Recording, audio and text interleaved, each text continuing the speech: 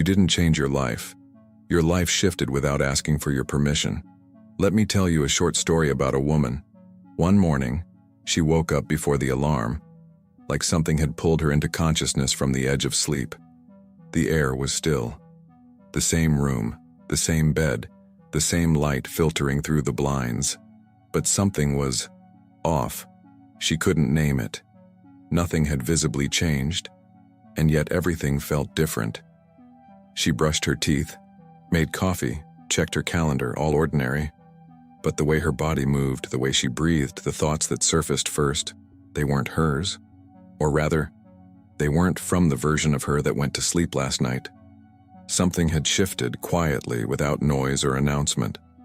Days passed, and from that morning on, the way life responded to her, the synchronicities, the people, the flow, it had all rearranged. That's how a quantum jump feels when you don't even know it happened. The most radical truth is this: you've already done it, not once, but many times. And if you're listening to this now, you're probably standing at the edge of another. Most people believe change happens slowly, that progress takes time, that healing is a journey, that you have to work to deserve a better life. But what if time was not the path, but the illusion? What if change wasn't something you walked toward, but something you collapsed into the moment your vibration snapped into alignment with another version of you? Here's the paradox. You don't notice the jump when you make it. You only notice the residue of who you used to be fading into the background. And that's why your mind resists this truth. Because the ego wants control. It wants logic. It wants evidence that can be tracked linearly. But the quantum field doesn't operate linearly. It's not bound by past, present, or future. It's bound by coherence, by state, by vibration. And when your internal frequency becomes incompatible with your current reality, the field doesn't argue. It reconfigures. But wait, that's not the shocking part.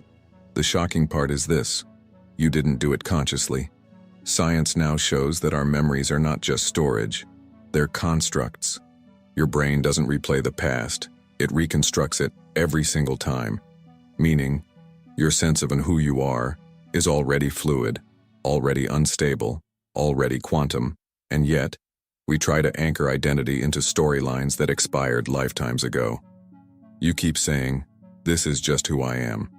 But that I has already shifted, and you didn't even send a memo. Here's what most miss about quantum jumping. It's not always a lightning bolt. It's not always a psychedelic revelation. Sometimes it's silent, subtle.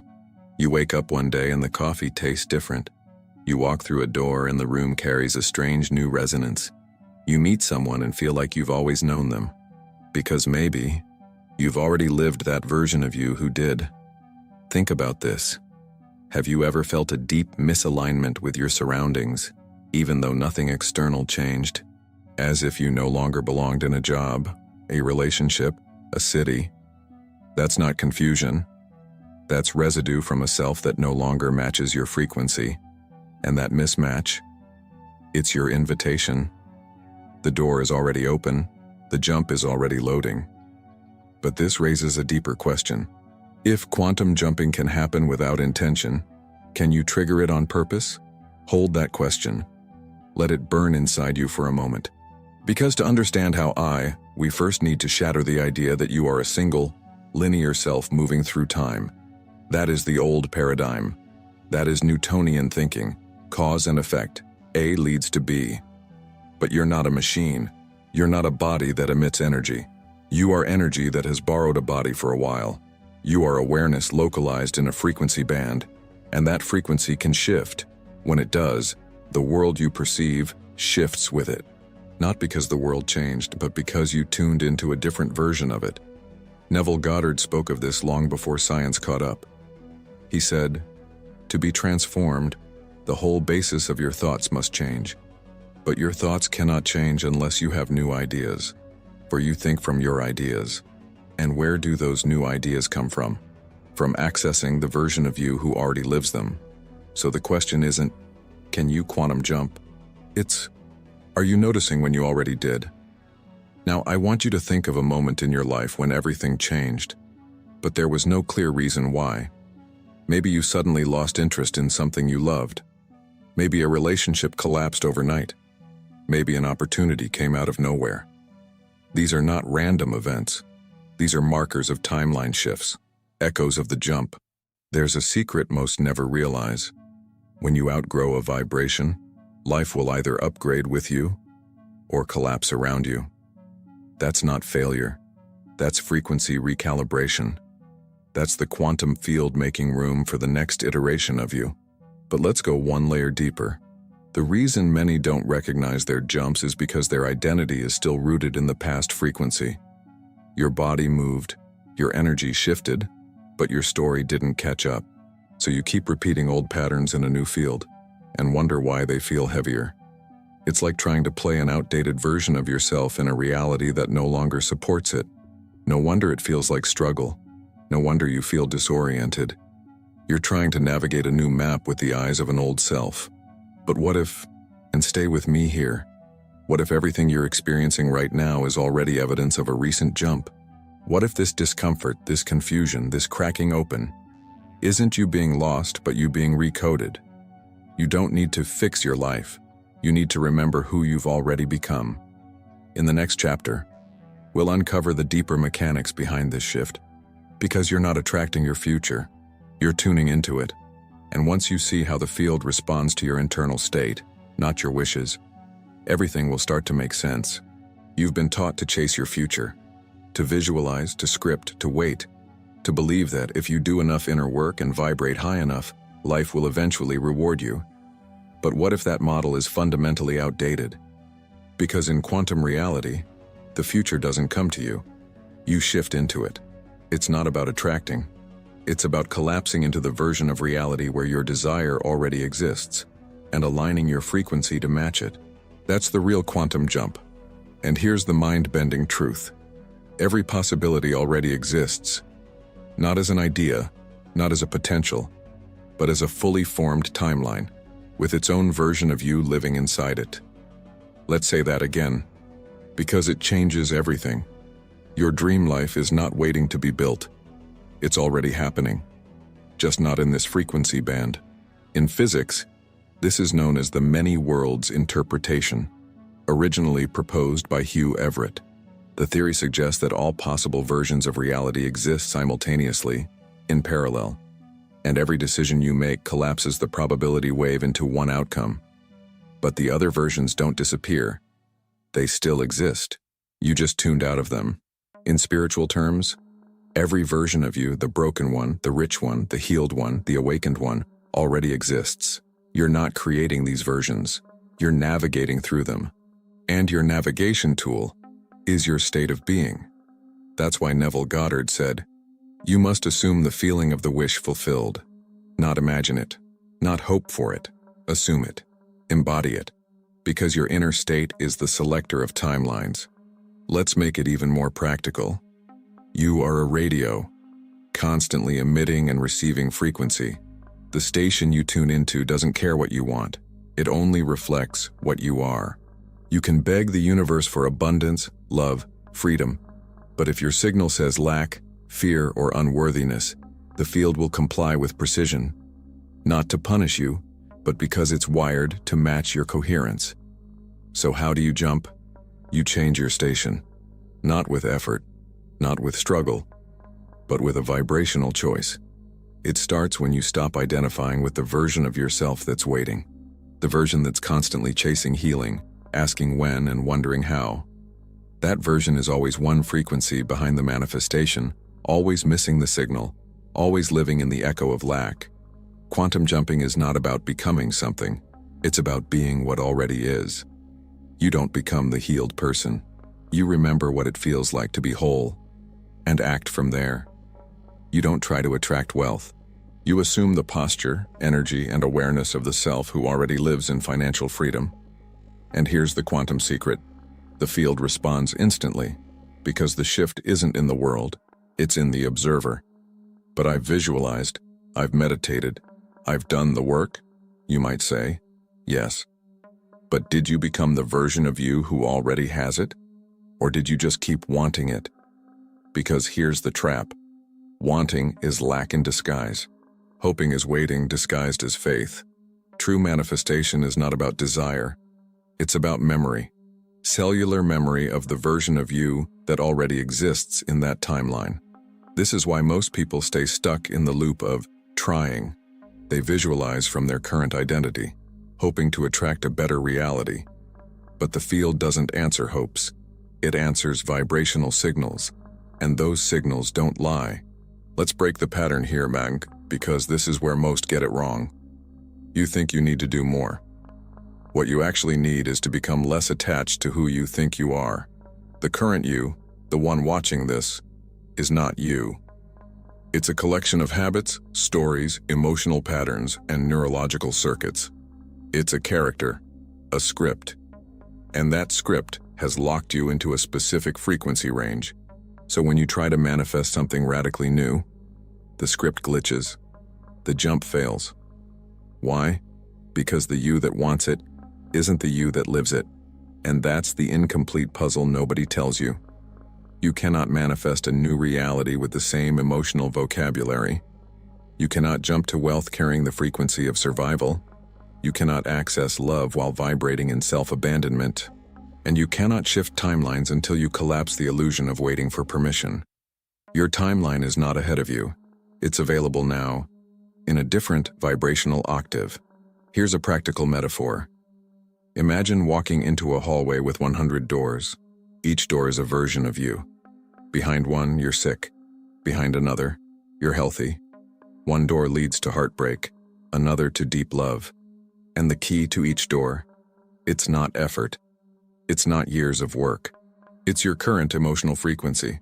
Every time you shift your identity, even subtly, you're turning the knob to another room. You might not notice the shift instantly, but the longer you stay in that new frequency, the more the room adjusts. The colors change, the people change, the outcomes change, because reality is not static. It's entangled with your vibration. But don't be fooled. The field is precise. It's not tricked by affirmations without embodiment. It doesn't respond to empty words. It responds to coherence. And coherence means your thoughts, your emotions, your actions, and your identity are speaking the same frequency. So here's the next level insight. You don't manifest what you want. You manifest what you agree to be. Pause here. Let that settle in your body. Because the moment you decide, truly decide, to become the version of yourself that lives in the reality you desire, the field begins to reorganize. People will exit, others will enter, opportunities will appear, some will dissolve, but all of it is just the reflection of a new alignment. This isn't magic, it's mechanics, quantum mechanics. And your ability to hold that new identity, to stabilize the frequency, determines how quickly the external reality will reflect it back. You don't have to wait. You don't have to beg. You don't even have to be perfect. You just have to make a vibrational decision. Because the moment you do, the jump doesn't just become possible. It becomes inevitable. In the next chapter, we're going to bridge this inner transformation with the external collapse of particles and see how physics, consciousness, and your biology are all conspiring to show you one thing. You are the observer, and the world is your mirror. Reality doesn't happen to you. It happens through you, and collapses because of you. The universe you see outside is not a fixed thing. It's not solid.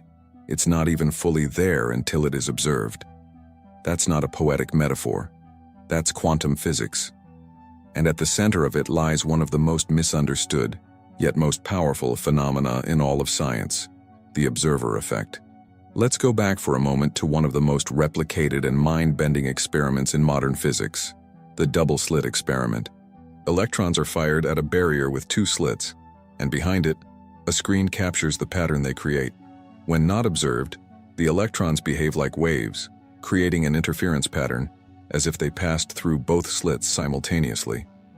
But when scientists place a measuring device to observe which slit the electron goes through, the interference pattern disappears. The electron behaves like a particle, going through just one slit. In other words, the act of observing changed the outcome. Pause. Let that land. The particles, The building blocks of your physical world are not set in stone. They exist in a cloud of probabilities, a wave of potential realities, until something collapses them into form. And what collapses them? Conscious attention, which means reality is not revealed by observation, it is created by it. But here's where it gets even more fascinating. The same principle applies not just to particles in a lab, but to your very life. Every time you expect, believe, or emotionally prepare for something, you're not simply predicting reality, you're influencing which version of it becomes real. Your thoughts, infused with emotion, act as a frequency signal. And that signal collapses the infinite wave of possibilities into one lived outcome. Now, most people stop at this point and say, well, great, I'll just think positive thoughts and visualize a better life.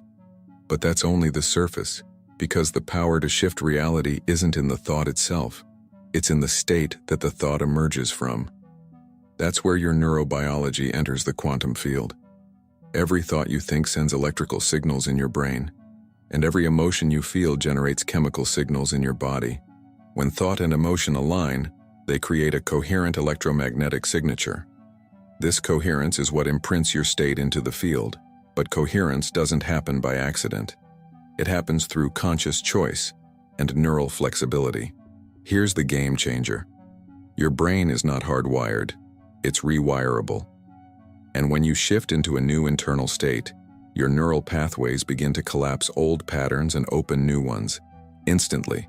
This is what neuroscientists call synaptic pruning and neuroplasticity. But in the language of transformation, we call it identity death. The you that you've been, with all its habits, reactions, traumas, and assumptions, is a network of reinforced circuits. Every time you feel unworthy, react with fear, or spiral into doubt, you're firing the same synaptic patterns. And those patterns, over time, become your personality, which becomes your personal reality. But here's the twist. When you interrupt those patterns, even once, you send a signal of incoherence. The loop breaks, the system collapses, and in that moment, a new timeline becomes accessible. Think of your identity like a scaffolding made of electrical wires. Your attention is the electricity. Your emotions are the voltage. And the more you feed a certain thought-emotion combo, the stronger that structure becomes. But when you remove the power, when you stop feeding the emotion of the old self, the scaffolding begins to disintegrate. This is what we mean by neural collapse. And it's quantum. You are both the wave, infinite, formless potential, and the particle, the collapsed, crystallized version of that potential. But you are not stuck as one or the other. You are the conscious chooser, and your choice is encoded through coherence. Now let's break the pattern for a second, because there's a trap here. You might be thinking, if it's all about coherence, I just need to stay in a high vibration, but that's not entirely true. Coherence isn't about pretending to be happy. It's not about bypassing your pain. It's about alignment between what you feel, what you believe, and what you intend. If you feel grief, and you allow that feeling to be fully acknowledged, you are still in coherence. If you feel anger, but you don't suppress it or shame it, you are in coherence. It's resistance that breaks the field, not emotion. That's why the work of transformation isn't about perfection. It's about permission, permission to feel, permission to collapse, permission to rebuild. Dr. Joe Dispenza's research shows that when people enter a state of heart-brain coherence, their electromagnetic field expands, their DNA expression changes, their immune system strengthens, and most importantly, their brain waves shift into a theta-gamma blend, which is the doorway to the subconscious, and the quantum field. In that state, the boundary between imagination and physicality becomes thin. You're no longer just thinking of a new reality, you're tuning into it. So what does this mean for you, Iron, practically? It means that the fastest way to jump timelines is not by doing more, but by being differently. It means that every time you become the observer of your thoughts without judgment, you regain creative control. It means that every time you drop into stillness, coherence, or emotional clarity, you're sending a cleaner signal to the quantum field, and the field responds with upgraded data. And above all, it means that you don't need to change the world outside. You need to change your lens.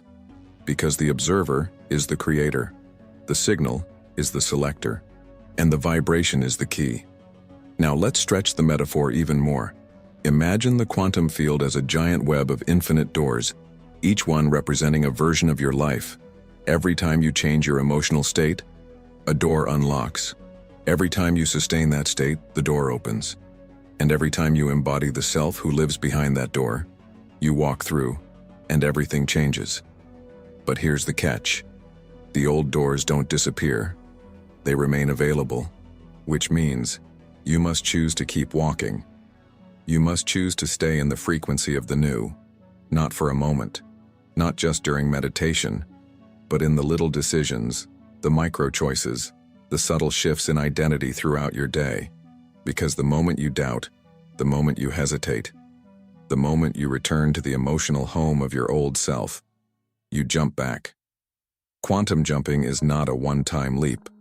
It's a continuous dance, a feedback loop between your brain, your heart, and the field.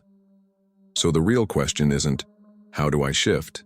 It's, can I hold the shift long enough for reality to catch up? In the next chapter, we'll go deeper into this. Because while the science shows us how the field responds to internal alignment, what keeps most people trapped is the emotional gravity of their old identity. And unless you collapse who you think you are, you'll keep projecting that version into every new field you enter. You're not stuck. You're just too loyal to an outdated